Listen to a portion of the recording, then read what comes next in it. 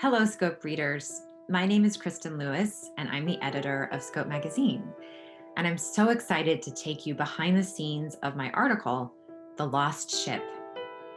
It's the story of a battle cruiser from World War II called the USS Indianapolis.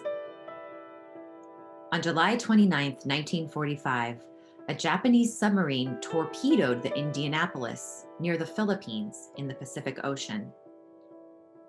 The ship sank, leaving hundreds of men stranded in the water for days. Of the 1,200 men on board, only 316 survived. For many years, the captain of the Indianapolis, Captain Charles McVay III, was blamed for this tragedy. It was said that he put the ship in unnecessary danger and could have avoided the enemy torpedoes. But in 1996, a middle schooler named Hunter Scott set out on a quest to clear Captain McVay's name. A few years ago, I read this incredible book, Left for Dead, and ever since I have wanted to tell the story of the Indianapolis and Hunter Scott in Scope. I knew it would make an important topic, and I was eager for you to learn about it. Writing this story took me on a fascinating research journey. I read these books and articles. I studied maps, and I interviewed Hunter Scott. Throughout my research, I kept detailed notes. I always keep a list of key terms, which helps me keep details and names and other jargon straight. Another helpful tool, bibliographies. A bibliography is a list at the end of a book or article of sources that the author used in their research. These are a great way to find more information about a certain topic, especially if you're looking for primary sources. Bibliographies are gold mines. All of this research helped me understand not only what happened to the crew on the Indianapolis that tragic day in 1945, but also what was happening around the world at that time. World War II began in Europe in 1939, after Adolf Hitler, the ruler of Germany, and his Nazi troops began invading and occupying the countries of Europe.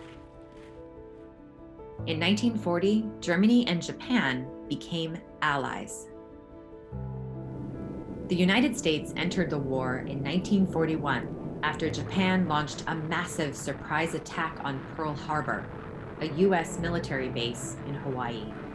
On Sunday, December 7, 1941, a state of war has existed between the United States and the Japanese Empire. After the U.S. entered the war, World War II was fought on two fronts, in Europe and in the Pacific. In the Pacific, the U.S. and Japan battled each other for control of the islands that stretched from Hawaii to Japan. The battles were brutal. Planes rained bombs from the sky. Submarines prowled beneath the waves, waiting to strike ships with deadly underwater missiles called torpedoes. But enemy attacks weren't the only challenges sailors faced during the war. Quarters on warships were often cramped.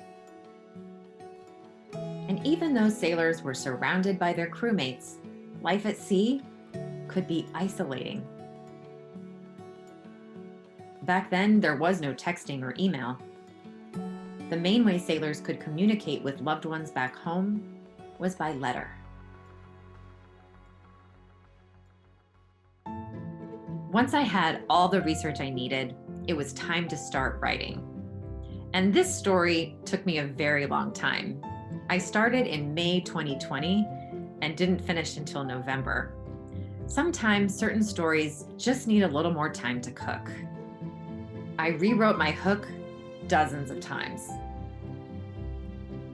I shared my drafts with my awesome colleagues who gave me really helpful critiques and feedback. And I read my story aloud to myself and others. I often find that reading aloud is enormously helpful, especially when considering things like structure and pacing. When I was finally finished writing, I sent my article off to our talented designer, Albert Amigo. Albert worked with an illustrator to turn this into this. As I worked on this story, I thought a lot about the past, about how stories from history are told, and as time passes, new information comes to light, and those stories change. But most of all, I thought about my family. That's my grandpa, Hal Oren. He was a Marine in World War II. As I learned about the Indianapolis, I recognized locations from the letters my grandpa used to write my grandma while he was deployed in the Pacific. Did my grandpa see the Indianapolis? Did he ever travel on its gleaming decks? It's possible. I wish I could ask him, but he passed away many years ago, and he never spoke much about his experiences during the war. But through my conversations with Hunter Scott and by reading interviews and first-person accounts from survivors of that time, I felt a bit closer to my grandpa. And I was reminded of a powerful truth.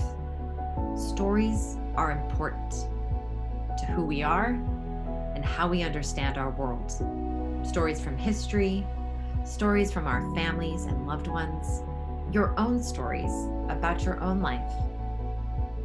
I hope that you enjoy my article, The Lost Ship, and that you'll be inspired to learn more about Hunter Scott and all those who sailed aboard this magnificent ship so long ago.